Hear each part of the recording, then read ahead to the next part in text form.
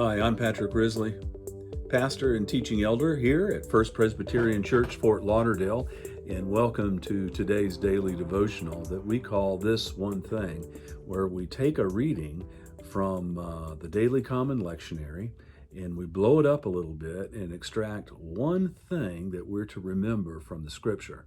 Well, today our reading comes from Matthew's Gospel, Matthew chapter 16, and we're going to look at verse 24.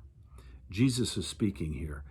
Jesus told his disciples, "If any want to become my followers, let him or her deny themselves and take up their cross and follow me.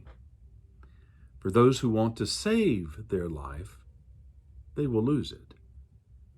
And those who lose their life for my sake, they will find it." Crosses. Crosses today seem to have become more of a fashion statement as opposed to symbols of dynamic faith today. I think it's because we've forgotten what crosses really are. We have to go back to the source of what they are. Just imagine, if you would, if we in our culture today found a fashion accessory of a necklace with a gold, silver, electric chair hanging from the end. Or imagine a long draped necklace with a gallows hand carved out of wood and whose noose was made of a ruby or a diamond. That's kind of sick. It's repulsive. But the reality, they are symbols of capital punishment. The cross is a sign of one of the most barbaric forms of capital punishment humanity has ever dreamed of. The cross, back in Jesus' generation, was a sign of power over the poor. It was a sign of oppression. It was a sign of suffering. It was shame. And yet, the church over the years has taken this symbol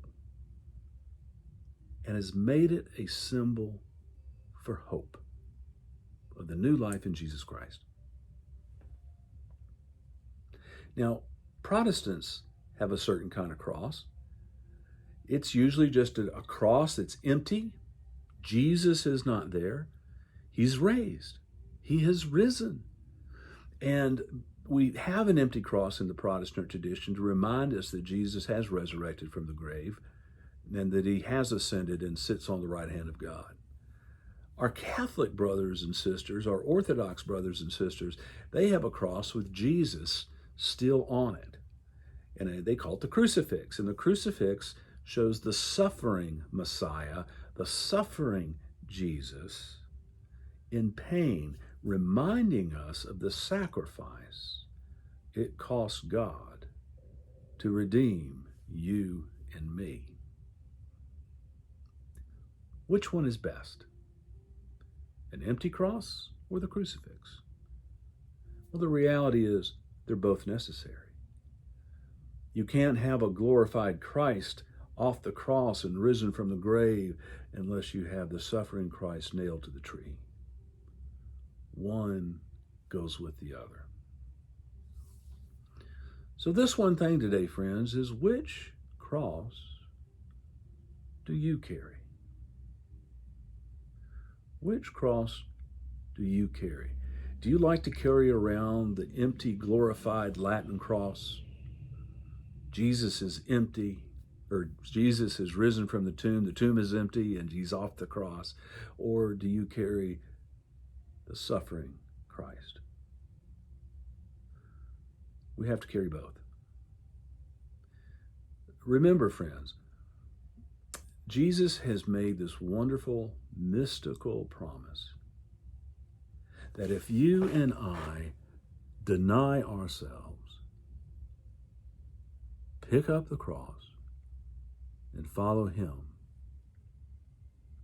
then something exciting happens. If we lose our life for the sake of Christ. We gain life with the risen Christ. Before we can pick up a cross, we have to put something down. It's only after we put something down and empty our hands are we able to pick it back up.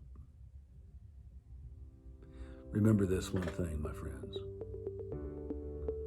Which cross are you carrying? And what do you need to put down before you pick it up? You be blessed, and I will see you Sunday.